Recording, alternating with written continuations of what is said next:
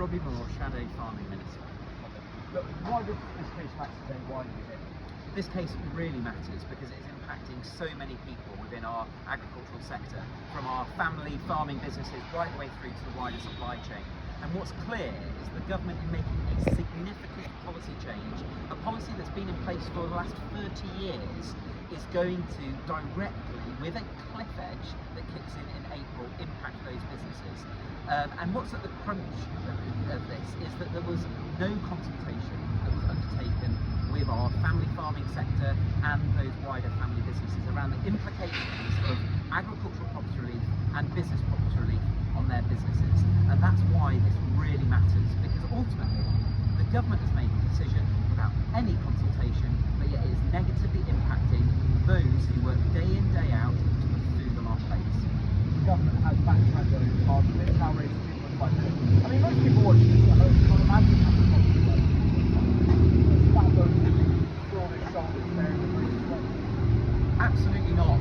The slight increase to 2.5 million is still going to impact many family farming businesses, indeed many family businesses across the country. And that's why raising the threshold to 2.5 million is going nowhere near far enough.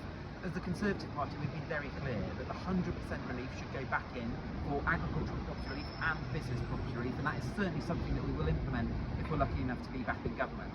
But raising the threshold is still going to impact those family businesses literally from next month, where an IHT liability is triggered, and they will not be able to pay it. That is the crucial point here, because when you valued the average farm of 200 acres and the growing crops, the stocks in store, the machinery, the farmhouse, there may be a farm cottage or two, you're going to be well over that threshold of £2.5 million.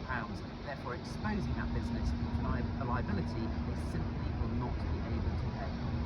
The reality is that this will go ahead, it will come in, as you mentioned, in a when you were in government, consultations like this, do you really listen to them? Do you really think the government would have changed its mind because of listening to the sector? Well, let's be clear, this is a policy decision that was announced 2 budgets ago.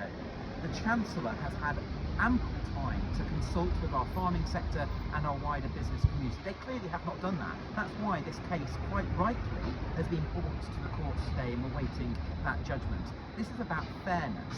The government has not implemented a consultation that would have sought those views, where farmers and family businesses would have been able to express the level of concern of not being able to service a debt liability to the HMRC, and therefore it leads to ultimately poor decision making, and that is a stain on this government. And it's really frustrating that throughout its legislative process, throughout the court proceeding here, the government have been unwilling to listen so far. They say they did do a limited consultation, but it wasn't a full consultation. But a limited consultation, do you think that will be enough to get them through? It's pathetic. That is absolutely a pathetic argument for the government to be taking. Limited consultation actually acknowledges the fact that they have not carried out a full consultation on agricultural property, business property, with our farmers and our wider business community. They've almost admitted already that they're in the wrong, which is why to bring forward the finance bill, having that negative implications on our family farming businesses, is so much of an issue that needs to be sorted out. What we're calling for is a full consultation, a full reversal, ultimately, but the government have got to absolutely get to grips with the level of concern that has been raised, quite rightly, by those in the farming community.